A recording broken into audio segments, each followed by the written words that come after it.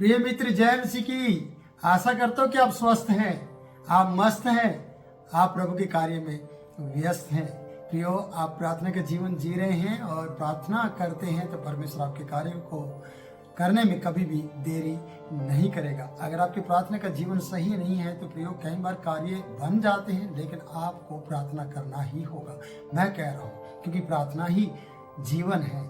बिना प्रार्थना के आप अधूरे हैं और जीवन को पूरा नहीं कर पाएंगे, इसलिए प्रार्थना बहुत जरूरी है आपके लिए। आइए हम नूह की कहानी को देखते हैं। जल प्रलय का अंत हो चुका है और जल प्रलय के लिए पानी जो बार बार बारिश बरस रही थी उसको बंद कर दिया गया है। आकाश के झरोखे बंद कर दिए गए हैं, समुद्र के सोते बंद कर दिए गए हैं। इसलिए परमेश्वर उनकी सुधि ले रहे हैं। और हम 6 पद में जब आते हैं तो यहाँ इस प्रकार से लिखा है, फिर ऐसा हुआ कि 40 दिन के पश्चात नूह ने अपने बनाए हुए जहाज की खिड़की खोलकर देखा है कि कुछ हुआ है या नहीं हुआ है। खिड़की खोली जहाज की जो उसने बनाया था और उसके पश्चात उसने खिड़की खोलकर देखा और एक कौवा उड़ा दिया। और कौवे की कहानी आप जानते हैं कि कौवा किस तरीके का पक्षी है। कौवा क्या खाता है आप सब जानते हैं, आज के समय में हमें मालूम पड़ता है। और कौवा आगे जब हम पहला राजा और दूसरा राजा की कहानी में जब देखते हैं, एलिया के लिए किस प्रकार से वो खाना लेकर आया, जबकि वो किसी को खाना देता नहीं है बल्कि दूसरों के हाथ से खाना छीन लेता है। तो यहाँ उस कौवे की कहानी बताई गई है कि नूह ने उस कौवे को जो उसके जहाज में बुलाया गया था, जबकि वो अशुद्ध पक्षी माना जाता है, उसने उड़ा दिया कि वो जानकारी लेकर आए, क्योंकि वो उड़ने वाला था। अगर उसे कहीं कुछ भी आधार नहीं मिले तो वापस लौट आए। आगे लिखा है यहां पर, एक कौवा उड़ा दिया, तब जब तक जल पृथ्वी पर सूख ना गया तब तक कौवा इधर उधर फिरता रहा। देखिए, कौवा इधर उधर फिरता रहा जब तक पृथ्वी पर से जल सूख नहीं गया। अब इधर उधर फिरता रहा, वो कैसे जिंदा रहा, क्या वो करता रहा, क्यों नहीं वो लौटकर वापस आया, क्या कारण है, इसके बारे में हम बाद में चर्चा करेंगे। आइए हम 8 पद में चलते हैं और यहाँ पर देखते हैं, फिर उसने अपने पास से एक कबूतरी को भी उड़ा दिया, देखे कि जल भूमि पर से घट गया कि नहीं। उस कबूतरी को अपने पैर टेकने के लिए कोई आधार न मिला तो वह उसके पास जहाज में लौट आई, क्योंकि सारी पृथ्वी के ऊपर जल ही जल था। यहाँ पर कौवा लौटकर नहीं आया और कबूतरी लौटकर आई। कहाँ से कौवा, कहाँ से कबूतर। आपको याद आएगा, क्या आपने कभी ऐसा सीखा है जब आपने हिंदी की वर्णमाला सीखी होगी, जब आप पहली कक्षा या दूसरी कक्षा में आपको सिखाया गया होगा आपके टीचर या मास्टर के द्वारा, आपकी बहन जी के द्वारा, तो आप सोचिएगा कि आपको याद आया होगा कैसे क्या सिखाया गया है। आप बताएंगे। मैंने पहले बता दिया है, कौवा या कबूतर।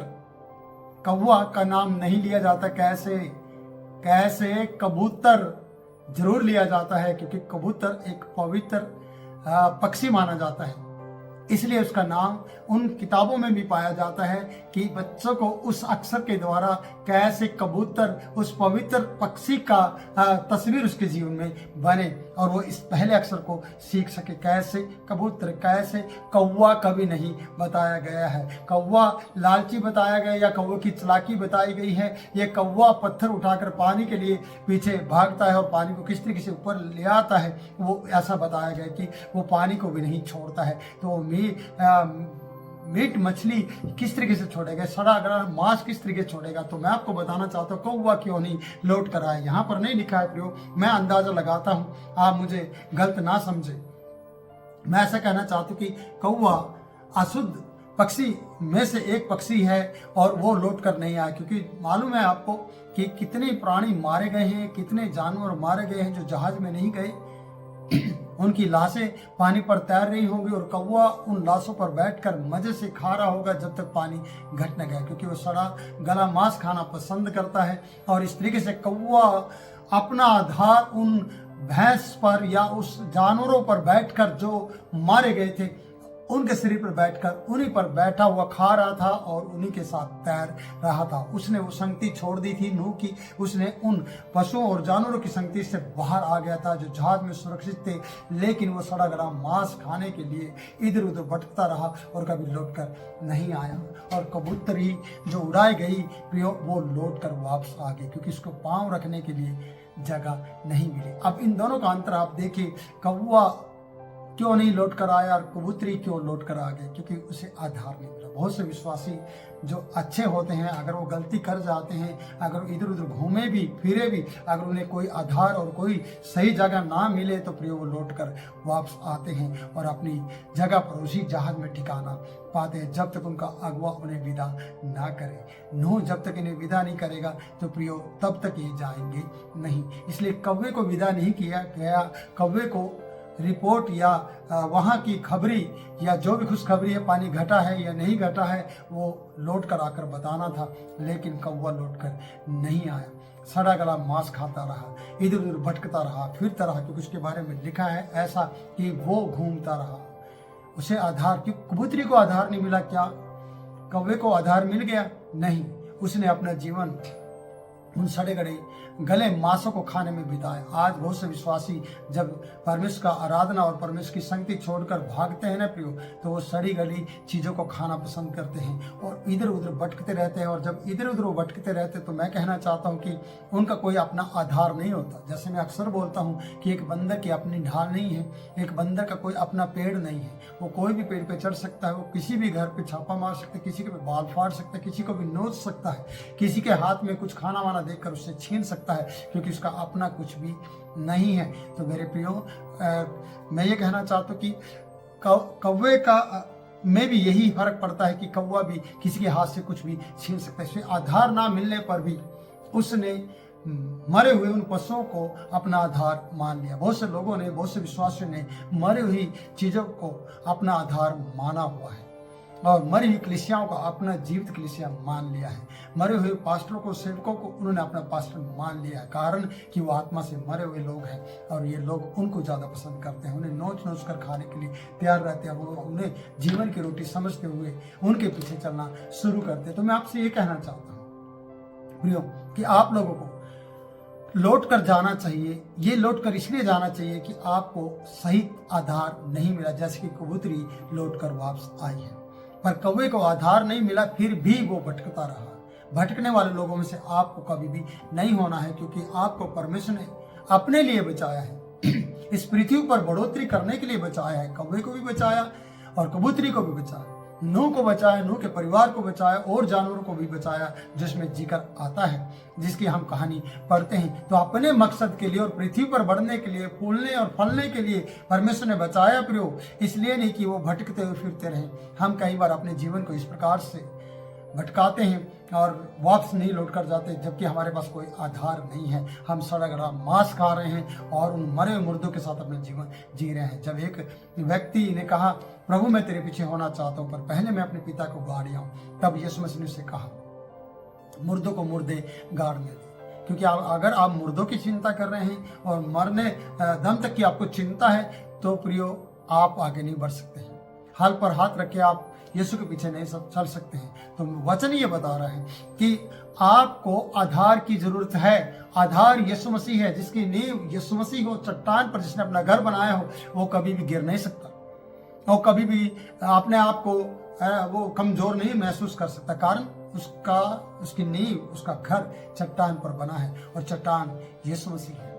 यीशु मसीह ने कहा, पतरस तू रोक है, तू पत्थर है, मैं तुझ पर कलीसिया बनाऊंगा, अधोलोक के फाटक भी उस पर प्रबल नहीं होंगे। जब यीशु बनाता है ना, परमेश्वर बनाता है ना, जब नूह को परमेश्वर ने बनाया, नूह के लोगों को बचाया, इन लोगों को भी, इस कौवे को भी साथ में रखा, कबूतरी को भी साथ में, लेकिन कबूतरी लौट कर आई क्योंकि उसे आधार नहीं मिला। उसका आधार था जहाज, उसका गुरु था नूह, उसका अगुआ था नूह। मैं ये कहना चाहता हूँ, आप सोचिएगा, आप अपने अगुआ के बारे में क्या सोचते हैं?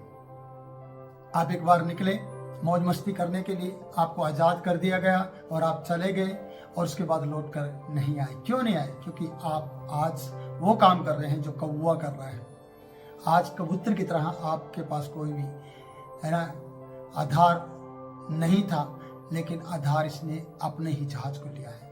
तो कबूतरी की तरह वापस लौट कर आना आपके लिए पवित्रता को दर्शाता है और जिम्मेवारी को दर्शाता है, और ये दर्शाता है कि आप अपने उसी जहाज को चाहते हैं जहाँ से आपको उड़ाया गया है, क्योंकि आधार नहीं मिला है। कई बार जब तक आपको आधार नहीं मिलेगा, लौट आओ उस जहाज में, वहाँ अभी भी सुरक्षा, अभी कुछ दिन और ठहरना होगा। जब तक परमेश्वर की इच्छा, ये नूह की इच्छा नहीं है, जब तक सब कुछ पृथ्वी पर ठीक ना हो जाए, तब तक आपको उस जहाज में ठहरना होगा। इसलिए कबूतरी लौट आई है। कौवा आज भी सड़ा गला मांस मछली खा रहा है प्रियो, और आनंद कर रहा है, लेकिन उसने कोई समाचार नहीं दिया है। उसके बारे में पता ही नहीं चला कि वो मर गया है या जिया, या उसने खाया या पिया। बस अंदाज़ा लगाया है मैंने और आपको ये बातें बताई हैं। तो मैं आगे बढ़ना चाहता हूँ, आगे इस प्रकार से कहना चाहता हूँ कि उस कबूतरी को पैर टेकने के लिए कोई आधार न मिला, तो वह उसके पास जहाज में आ गई, और जो कि सारी पृथ्वी पर जल ही जल था। अगर सारी पृथ्वी पर जल ही जल था, तब कौवा क्यों नहीं आया? तो आप समझ गए कि मैंने इस वीडियो में ये बताया है कि कौवा चालाक था, कौवा मनमानी से खा पी रहा था, कौवा उस जहाज में वो चीज़ नहीं खा पा रहा था जो वो गंद खा रहा था। वहाँ घास था, वहाँ कोई किसी जानवर को जानवर नहीं खा रहा था, कोई मांस और मछली सड़ी नहीं थी वहाँ पर, कोई मछली थी ही नहीं प्रियो, क्योंकि आप जानते हैं सब कुछ। बस मैं इतना कहना चाहता हूँ, क्या आप क्या खाना चाहते हैं? सड़ा गला? आप किस तरीके की आज़ादी चाहते हैं कि आपको आधार ना मिले? आप किस तरीके के लिए कौन सा समाचार वापस लेकर आना चाहते हैं? ये आपको सोचना है। तो यहाँ पर वीडियो को मैं अंत करता हूँ, फिर मिलूंगा नई वीडियो में। तब तक के लिए मैं आपसे इजाज़त चाहता हूँ। प्लीज़ वीडियो को लाइक करें, शेयर करें, हमारे चैनल को सब्सक्राइब करें। प्रभु आपको बहुत आशीष दे। जय मसीह।